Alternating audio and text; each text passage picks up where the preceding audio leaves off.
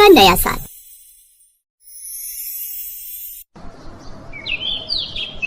दिल्ली शहर की सर्द दिसंबर की आखिरी रात थी। शहर की ऊंची ऊंची महंगी इमारतें लाइटों से जगमगा रही थी। मॉल, होटल, क्लब, सब जगह नए साल की पार्टी की तैयारियां जोरों पर थी। लेकिन शहर के एक कोने में रेलवे लाइन के पास बसी एक छोटी सी बस्ती थी, धारावी बस्ती, जहां अंधेरा था, ठंड थी और खामोशी में छुपी सैकड़ों मजबूर सांसें थी। उस फटे टाट प्लास्टिक की चादरें, जलती हुई लकड़ियों का छोटा सा अलाव, जहां उस अलाव के पास बैठी थी 40 साल की शांति, जिसकी आंखों में थकान और चेहरे पर मजबूरी साफ दिखती थी। उसके पास बैठा था उसका 12 साल का बेटा रोहन। माँ, सब लोग नए साल की तैयारी कर रहे हैं, सारा शहर कैसे सजा हुआ है, लेकिन हमारी बस्ती में तो जैसे कुछ भी रौनक नहीं है। हाँ, पता है माँ, जब मैं मंदिर से घर लौट रहा था तो दूसरी कॉलोनी के कुछ स्कूल के बच्चे कह रहे थे कि नए साल में केक कटता है, लाइटें जलती हैं। जलते होंगे बेटा, लेकिन जब से मैं इस बस्ती में आई। अरे भाई, नया साल आने वाला है, कम से कम चाय तो मीठी पी लेते हैं, वही नए साल का जश्न हो जाएगा। उस अलाव के पास और भी लोग बैठे थे, जैसे बबलू चाचा जो कि रिक्शा चालक थे, मीरा जो कि एक विधवा थी। सुना है शहर में आतिशबाजी होगी, काश हमारे बच्चों की आंखों में भी रोशनी होती। ये बेचारे तो इस बस्ती से ही दूर दिख रही, बड़ी बड़ी इमारतों में चमकती रोशनी को देखकर ही खुश हो जाते हैं। इस बार नया साल दुबई में मनाने का प्लान था, पर सच कहूं यार, मन नहीं लग रहा, मन अजीब सा बेचैन था। उसके सामने खिड़की से शहर दिख रहा था, लेकिन उसके चेहरे पर एक अजीब सी बेचैनी थी। सब कुछ है मेरे पास, ऊपर वाले की दया से किसी भी चीज की कमी नहीं है, लेकिन फिर भी खालीपन क्यों है मन में। सिद्धार्थ ने अपने नौकर से कहा, रामू, ड्राइवर को बोलो गाड़ी निकाले।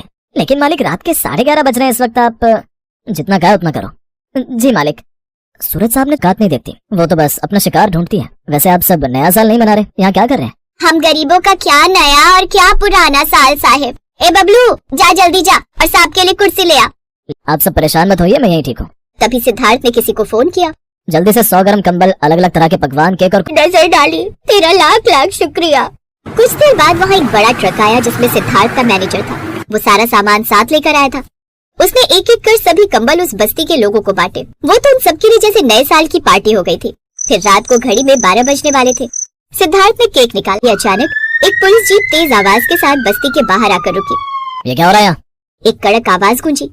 बस्ती के लोग डर गए। माँ, कहीं ये सब सपना तो नहीं था? पुलिस इंस्पेक्टर आगे आया। मिस्टर सिद्धार्थ मल्होत्रा, शहर के जाने माने बिल्डर, आप यहाँ क्या कर रहे हैं? ये बात सुनकर बस्ती वाले हैरान रह गए। मल्होत्रा, इतना बड़ा नाम जिससे शहर में हर कोई वाकिफ था। शीतल ने घबरा कर पूछा, इंस्पेक्टर साहब, आप इस वक्त यहाँ, हमसे कोई गलती हो गई है क्या? गलती आज से 23 साल पहले हुई थी। 23 साल पहले इसी बस्ती में एक गरीब औरत रहती थी जिसका नाम था पायल। इतने सालों बाद ये नाम सुनकर शीतल का दिल धक से रह गया। पायल, वो मेरी बहन थी। उस रात ठंड से कांप रहा था।